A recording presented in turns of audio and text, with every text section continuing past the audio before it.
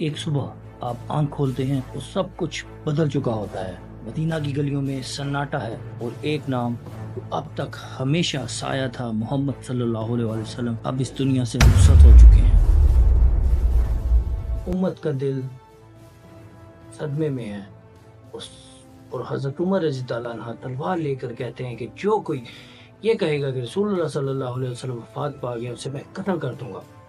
لیکن اسی وقت ایک آواز اٹھتی ہے، پرسکون لیکن عزم سے بھری ہوئی، حضرت ابو بکر رضی اللہ عنہ، جو کہتے ہیں کہ محمد صلی اللہ علیہ وسلم کی عبادت کرتا تھا وہ یہ جان لے کہ محمد صلی اللہ علیہ وسلم وفات پا چکے ہیں، مگر جو اللہ تعالیٰ کی عبادت کرتا تھا وہ یہ جان لے کہ اللہ تعالیٰ ہمیشہ زندہ ہے۔ یہ صرف الفاظ نہیں تھے، یہ ایک لیڈرشپ کا آغاز تھا، مگر وفات کے بعد عرب کی ہوا بدل چکی تھی۔ جو قبیلے کل تک رسول اللہ صلی اللہ علیہ وسلم کے ساتھ تھے، آج وہ کہتے ہیں کہ اب نہ محمد صلی اللہ علیہ وسلم رہے ہیں، نہ زکوٰۃ دیں گے۔ کچھ نے زکوٰۃ سے انکار کیا، کچھ نے نئی نبوت کا دعویٰ کر دیا۔ اسود، آنسی، سجا، طلحہ اور سب سے بڑا مسلمہ ابن کذاب، یہ صرف پیسوں کا معاملہ نہیں تھا، یہ ایمان کا فتنہ تھا۔ قرآن میں ہے کہ اور لوگ سمجھتے ہیں کہ کہہ دینا ہم ایمان لے آئے کافی ہے اور انہیں آزمایا نہیں جائے گا۔ کیا لوگ یہ خیال کیے ہوئے ہیں کہ صرف یہ کہنے سے کہ ہم ایمان لے آئے چھوڑ دیے جائیں گے اور ان کی آزمائش نہیں کی جائے گی؟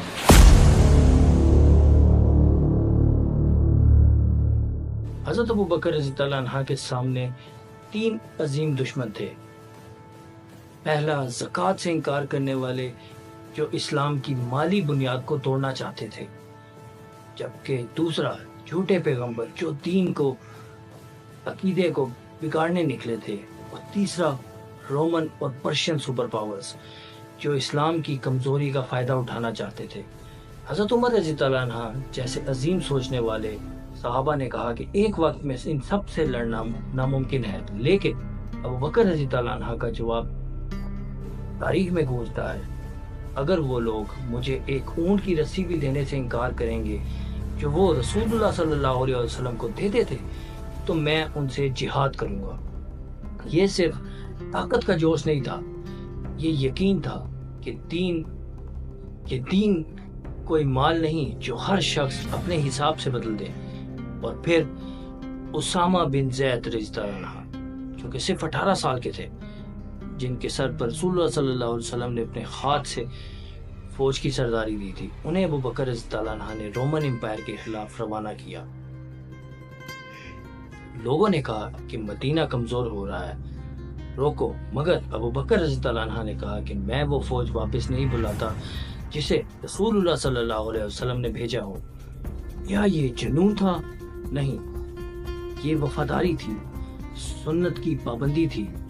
اور اسامہ کے جانے کے بعد اللہ تعالیٰ نے فتنوں کے دروازے بند کرنا شروع کر دیے۔ اس وقت انسانیت کا سبق بھی دیا گیا۔ ابو بکر رضی اللہ عنہ نے اسامہ رضی اللہ عنہ کو حکم دیا کہ نہ عورتوں کو چھونا، نہ بچوں کو، نہ بزرگوں کو، اور نہ ہی کسی درخت کو کاٹنا۔ آج کے دور میں جب ہر جنگ ظلم بن چکی ہے، یہ سنت کا نظام ہمیشہ سکھاتا ہے کہ تلوار بھی اصولوں کے ساتھ اٹھتی ہے۔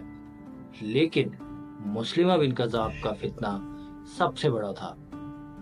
وہ یمامہ کا سردار تھا، وہ یہ کہہ چکا تھا کہ محمد صلی اللہ علیہ وسلم کے ساتھ آدھا عرب تھا، میرے ساتھ دوسرا آدھا ہوگا۔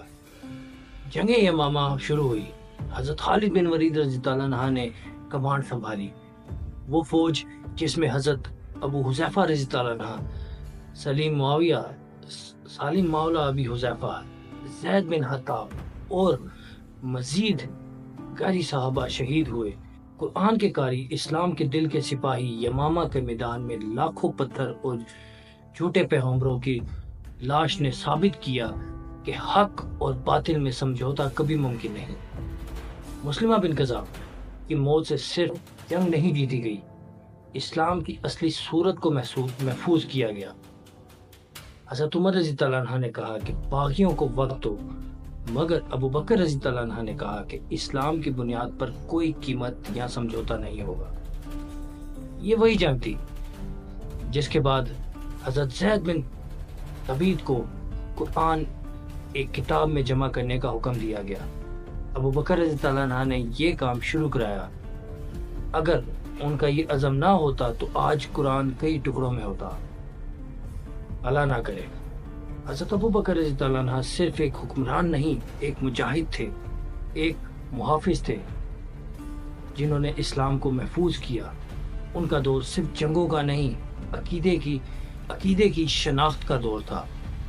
تو آج جب ہم زکوٰۃ چھپاتے ہیں، جب ہم سنت سے منہ موڑ لیتے ہیں، جب ہم صرف ظاہری اسلام پر خوش ہوتے ہیں، تو سوچئے اگر ابو بکر رضی اللہ عنہ نے اس وقت سختی نہ کی ہوتی تو آج اسلام کہاں ہوتا۔ تاریخ ایک کتاب نہیں، ایک آئینہ ہے، اور اس میں ہر مسلمان کو اپنا چہرہ دیکھنا چاہیے۔ آپ کیا سوچ رہے ہیں؟